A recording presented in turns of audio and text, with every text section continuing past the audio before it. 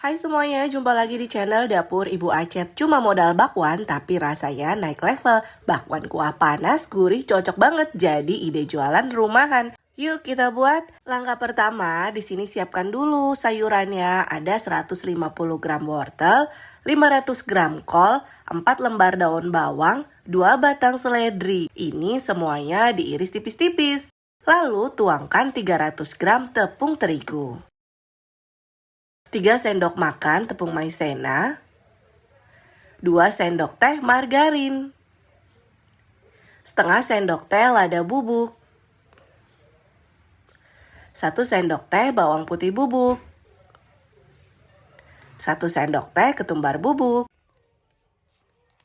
dan setengah sendok teh kunyit bubuk, 2 sendok teh kaldu bubuk, 1 sendok teh garam, dan 150 ml air es atau tuang secukupnya aja. Tuanginnya sedikit demi sedikit sambil diaduk. Nah, ini adonannya sudah jadi, tidak terlalu kental dan juga tidak terlalu encer. Lalu sisihkan. Di sini kita mau buat bumbu kuahnya. Ada 3 bawang merah, 10 cabai rawit hijau, 20 cabai merah keriting, dan setengah sendok teh garam. Ini kita ulek kasar, jangan terlalu halus, jadi kasar aja. Sudah agak kasar, sisihkan. Siapkan panci, masukkan 100 gram gula merah. Tuangkan 250 ml air. Masukkan bumbu yang udah kita ulek kasar tadi.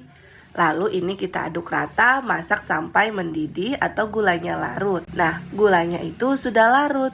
Masukkan 15 gram asam jawa yang sudah dilarutkan dengan sedikit air. Ini kita tuang semua aja. Setelah itu aduk rata. Koreksi rasa, masak sampai mendidih. Kalau misal ada yang kurang, bisa ditambahkan lagi gula merahnya. Lanjut, panaskan minyak. Kita goreng bakwannya dengan api sedang aja. Ini goreng bakwannya sampai matang. Bagian bawahnya sudah matang, bisa kita balik. Nah, bakwannya sudah matang, sudah berwarna coklat keemasan, kemudian angkat dan tiriskan.